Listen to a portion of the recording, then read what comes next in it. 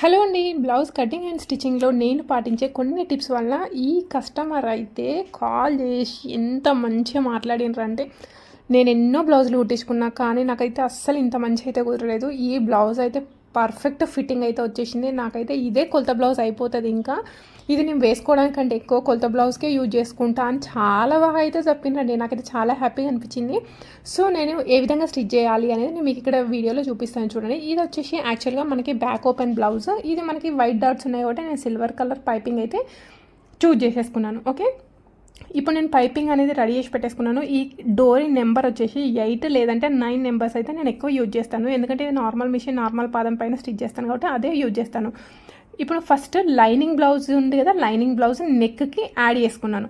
Next ఇక్కడ star neck చూడండి. Star నెక్కి స్టిచ్ వేసేటప్పుడు ఇదిగోండి ఇక్కడ కార్నర్ ఉంది కదా, ఈ కార్నర్కి వచ్చేసరికి మనకి మూల అనేది పర్ఫెక్ట్గా తిరగాలి అంటే ఫస్టే మనం పైపింగ్ డోరీ రెడీ చేసి పెట్టేసుకున్నది ఈ విధంగా కట్ చేసేసుకోండి. ఈ విధంగా కట్ చేసేసుకోవడం వల్ల మనకి మూలల దగ్గర షేప్ అనేది పర్ఫెక్ట్గా వస్తుంది. రౌండ్ నెక్ అనుకోండి మనకి పెద్ద రిస్క్ ఏమి ఉండదు. ఇప్పుడు ఈ విధంగా తీసేసుకున్న తర్వాత మన మెయిన్ ఫ్యాబ్రిక్ ఉంటుంది కదా, మెయిన్ ఫ్యాబ్రిక్ మనకి పైన సైడ్ ఏదైతే కనబడాలో అది పైన సైడ్కి పెట్టేసుకొని దానికి మనం ఈ విధంగా స్టిచ్ అయితే వేసేసుకోవాలి. ఇప్పుడు మెయిన్ ఫ్యాబ్రిక్ పైన లైనింగ్ వేసేసుకున్నాను కదా, లైనింగ్ వేసేసుకొని ఇది కింద క్లాత్ మరీ స్మూత్గా జారిపోయేటట్టు ఉంది కాబట్టి ఈ విధంగా సేఫ్టీ పిన్స్ అయితే పెట్టేసుకోండి.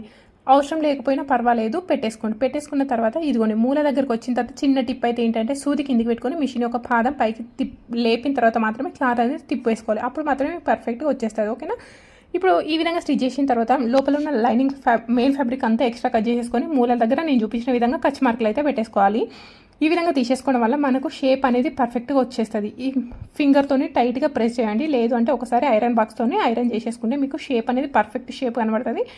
నెక్స్ట్ మెయిన్ ఫ్యాబ్రిక్ లైనింగ్ కలిపి స్టిచ్ అయితే వేసేసుకోండి. అదేవిధంగా మనం బ్లౌజ్ యొక్క వెనకాల భాగంకి కూడా మనం పైపింగ్ అయితే జాయిన్ చేసేసుకున్నాం కదా, సేమ్ అదేవిధంగా మనం ఇక్కడ పైపింగ్ అనేది వేసేసుకున్న తర్వాత మెయిన్ ఫ్యాబ్రిక్ ఏ విధంగా స్టిచ్ వేసుకోవాలి. ఇంతకుముందు మనం స్టార్ నెక్ చూసుకున్నాం కదా, ఇప్పుడు రౌండ్ నెక్కి ఏ విధంగా స్టిచ్ వేయాలో చూడండి. క్లాత్ అనేది స్మూత్గా ఉన్నప్పుడు పిన్స్ అయితే పెట్టుకోవడం మర్చిపోకండి, ఎందుకంటే మనకి షేప్ అవుట్ అయ్యే ఛాన్సెస్ ఉంటాయి. ఇప్పుడు ఈ విధంగా జాయింట్ అయితే వేసేసుకున్నాం కదా, జాయింట్ వేసేసుకున్న తర్వాత లోపల ఉన్న ఫ్యాబ్రిక్ అంతా ఎక్స్ట్రా కట్ చేసేసుకున్న తర్వాత దీన్ని కూడా కచ్ మార్కులు అయితే పెట్టేసుకోవాలి. మూలల దగ్గర కాకుండా స్ట్రైట్గా ఉన్న దగ్గర కూడా నేను ఒక్కొక్క దగ్గర పెట్టేసుకున్నాను, ఎందుకంటే మీకు పర్ఫెక్ట్గా వచ్చేస్తుంది. ఇప్పుడు ఈ విధంగా తీసేసుకొని ఫింగర్తోని టైట్గా ప్రెస్ చేసుకోండి. అప్పుడు మీకు షేప్ అనేది పర్ఫెక్ట్గా వస్తుంది. లేదు అనుకుంటే ఒకసారి ఐరన్ చేసుకుంటే ఇంకా చాలా బెస్ట్. సేమ్ ఇదే మెథడ్లో మనము ఇంకొక సైడ్ కూడా స్టిచ్ వేసేసుకోవాలి. ఇంతకుముందు వచ్చేసి మనం పైనుండి స్టిచ్ చేయాల్సి ఉంటుంది, ఇది మాత్రం రివర్స్లో కింది నుండి స్టిచ్ చేయాల్సి ఉంటుంది. ఎందుకంటే ఇది బ్యాక్ ఓపెన్ కాబట్టి ఒకవేళ మీరు మర్చిపోయినారు అనుకోండి రెండు ఒకే సైడ్ అయ్యే ఛాన్సెస్ ఉంటాయి. కాబట్టి ఖచ్చితంగా నేను చెప్పిన మెథడ్లోనే మీరు రెండు కూడా స్టిచ్ వేసేసుకోండి. పక్క పక్కన పెట్టేసుకొని ఇక్కడ పొడుగు అనేది ఎక్కువ ఉంది కాబట్టి మధ్యలో కచ్ మార్కులు పెట్టేసుకోండి. అప్పుడు మనకి షేప్ అనేది పర్ఫెక్ట్గా వస్తుంది. చాలామంది అయితే అక్కడ పొడుగు ఉన్న దగ్గర పెట్టేసుకోరు. ఇప్పుడు ఈ విధంగా తీసేసుకొని మెయిన్ ఫ్యాబ్రిక్ లైనింగ్ కలిపి స్టిచ్ వేసేసుకోండి. లైనింగ్ కలిపి స్టిచ్ వేసేసుకున్న తర్వాత షోల్డర్ని కరెక్ట్గా మధ్యలోకి ఫోల్డ్ చేసేసుకొని నెక్ సైడ్ కొంచెం తక్కువ ఉండి భుజం సైడ్ ఎక్కువ ఉండే విధంగా మనం కింద డాట్ అయితే స్టిచ్ చేసుకోవాలి. రెండు సైడ్లో కూడా సేమ్ డాట్ అనేది స్టిచ్ చేసేసుకోండి. దీని ఒక పొడుగు 3-3.5 ఇంచులు తీసేసుకొని సైడ్కి మాత్రం హాఫ్ ఇంచు ఉండాలి. ఇప్పుడు ఈ విధంగా రెడీ చేసి పెట్టేసుకున్న తర్వాత ఫస్ట్ దీనికి కోసం హుక్స్ కాజా పట్టీలు అయితే రెడీ చేసి పెట్టేసుకుందాం. మనకి రైట్ సైడ్లో హుక్స్ పట్టీ ఉంటుంది కదా, హుక్స్ పట్టీ వచ్చేసి లోపల సైడ్ ఉంటుంది కాబట్టి first main fabric side stitch వేసేసుకొని లోపల సైడ్ ఫోల్డింగ్ అయితే పెట్టేసుకోవాలి. ఇప్పుడు డబుల్ ఫోల్డింగ్ పెట్టేసుకున్న తర్వాత పైన కింద ఎక్స్ట్రా ఫ్యాబ్రిక్ తీసేసుకొని ఈ విధంగా లోపల సైడ్ ఒక స్టిచ్ అయితే వేసేసుకోండి. ఇప్పుడు ఇది వచ్చేసి మనకి హుక్స్ పట్టీ అయితే రెడీ అయిపోయింది. నెక్స్ట్ కాజా పట్టీ మనకి బయటికి కనబడుతుంది, అందుకోసమే మెయిన్ ఫ్యాబ్రిక్ ఉండాలి. అట్లనే మెయిన్ ఫ్యాబ్రిక్ ఒకటే యూజ్ చేయొద్దు, ఖచ్చితంగా లైనింగ్ ప్లస్ మెయిన్ ఫ్యాబ్రిక్ రెండు ఉండాలి. ఇది మాత్రం కింది సైడ్ స్టిచ్ వేసేసుకొని పైన సైడ్కి ఫోల్డ్ చేసేసుకోవాలి. ఇక్కడ నేను చెప్పడం అయితే పెద్దగా ఏముండదు, నేను చెప్పిన దానికంటే ఎక్కువ మీరు అబ్జర్వ్ చేసి స్టిచ్ చేసుకోవడమే ఉంటుంది.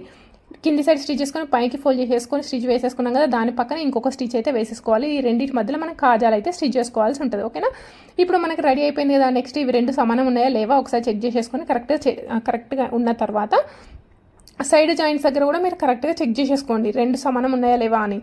ఓకే, ఇప్పుడు సమానం ఉన్నాయి. అప్పుడు ఏం చేయాలి అంటే మనం బ్లౌజ్ యొక్క కింది భాగంలో పైపింగ్ అయితే వేసేసుకోవాలి. చాలామంది ఇక్కడ పైపింగ్ వేయరు, కాకపోతే వేస్తే బెటర్ అని నా ఇంటెన్షన్. ఓకేనా, ఇప్పుడు ఈ విధంగా రెడీ చేసి పెట్టేసుకున్న తర్వాత ఇక్కడ కింద స్ట్రైట్గానే ఉంది కాబట్టి స్ట్రైట్ పట్టీలు అయితే కట్ చేసేసుకుంటున్నాను. లైనింగ్ ఇంతకుముందు మనం నెక్ కోసం అయితేనేమో ఇన్విజిబుల్ వేసినాము, ఇక్కడ మాత్రం కనిపిస్తుంది.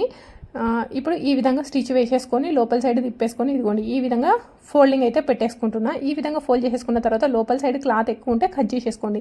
ఇక్కడ ఓపెన్ చేసేసుకొని మళ్ళీ ఒక స్టిచ్ అయితే వేసేస్తున్నాను. ఇక్కడ కావాలి అంటే హెమ్మింగ్ చేసేసుకోండి, లేదు అనుకుంటే ఈ విధంగా వదిలేసినా కూడా ఎలాంటి ప్రాబ్లం అయితే ఉండదు. ఓకేనా, ఇప్పుడు ఈ విధంగా వెనకాల భాగం రెడీ చేసి పెట్టేసుకున్న తర్వాత ఫ్రంట్ పార్ట్ కోసం కూడా మనం ఈ విధంగా రెండు కూడా ఇటు సైడ్ ప్రిన్స్ పార్ట్ కూడా లైనింగ్ జాయిన్ చేసి పెట్టేసుకోవాలి. ఆల్రెడీ మనం పైన రెండు జాయిన్ చేసి పెట్టేసుకున్న తర్వాత ఇప్పుడు చూడండి ఈ ప్రిన్స్ పార్ట్ మనం మెయిన్ సైడ్ దానికి ఏ విధంగా స్టిచ్ వేయాలి అని అంటే, ఇప్పుడు ఇవి రెండు కలిపి స్టిచ్ వేసేటప్పుడు ఎక్కడ కూడా మనము కింది ఫ్యాబ్రిక్ని కానీ లేదంటే పైన పార్ట్ని కానీ ఏదిని కూడా అస్సలు లాగద్దు.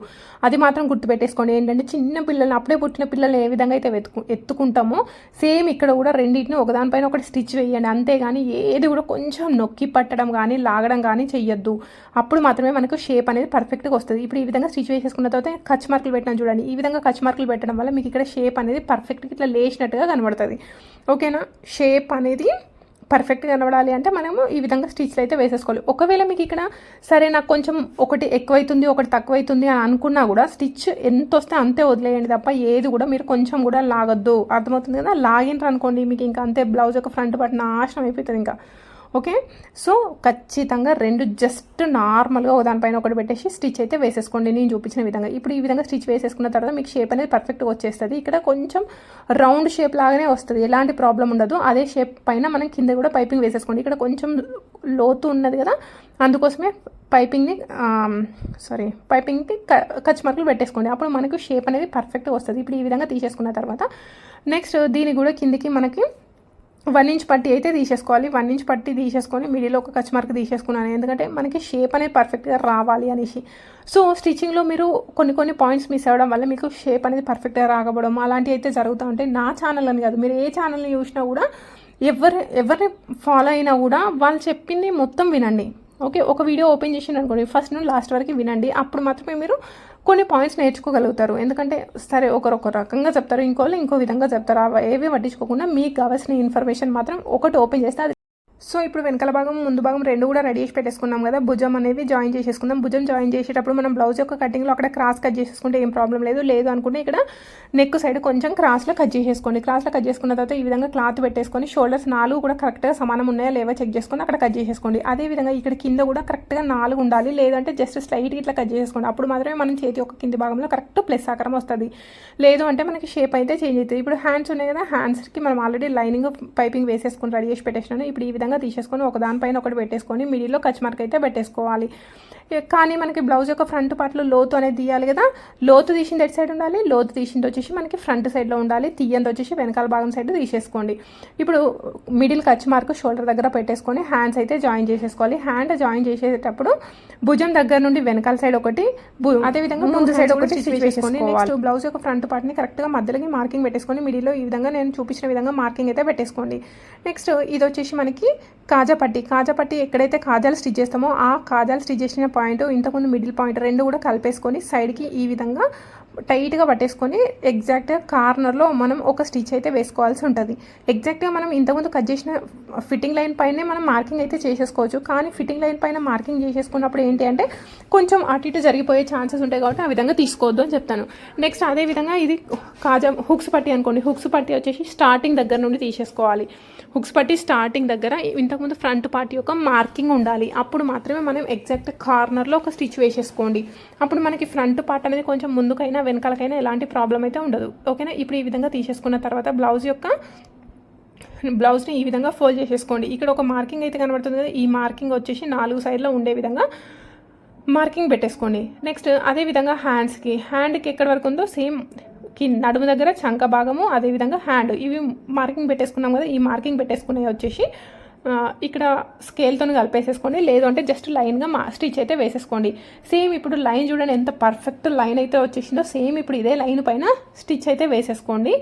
ఈ లైన్ పైన స్టిచ్ వేసేసుకొని సైడ్కి 3 or 4 స్టిచెస్ అయితే వేసేసుకుంటే మనకి పర్ఫెక్ట్గా కుదురుతుంది. ఓకే, సో ఇక్కడ మీకు ఎలాంటి డౌట్ అయితే ఏముండదని నేను అనుకుంటున్నా. ఒకవేళ మీకు ఏమైనా డౌట్ ఉన్నా కామెంట్ బాక్స్లో కామెంట్ చేయడం మాత్రం మర్చిపోదు. అదేవిధంగా మీరు ఎవరైనా మన ఛానల్ని ఫస్ట్ టైం చూసేవాళ్ళంటే మన ఛానల్ని సబ్స్క్రైబ్ చేసుకోండి. నెక్ కూడా నేను చెప్పిన మెథడ్లో ఫాలో అవ్వండి.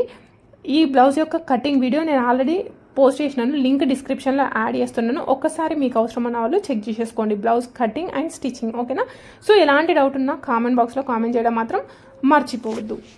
చూడండి మీకు పర్ఫెక్ట్ ఫిట్టింగ్తో ఎంత పర్ఫెక్ట్గా వచ్చిందో. బ్లౌజ్ నెక్ అయితే నాకైతే చాలా చాలా బాగా నచ్చింది, నాకంటే ఎక్కువ కస్టమర్కి నచ్చింది.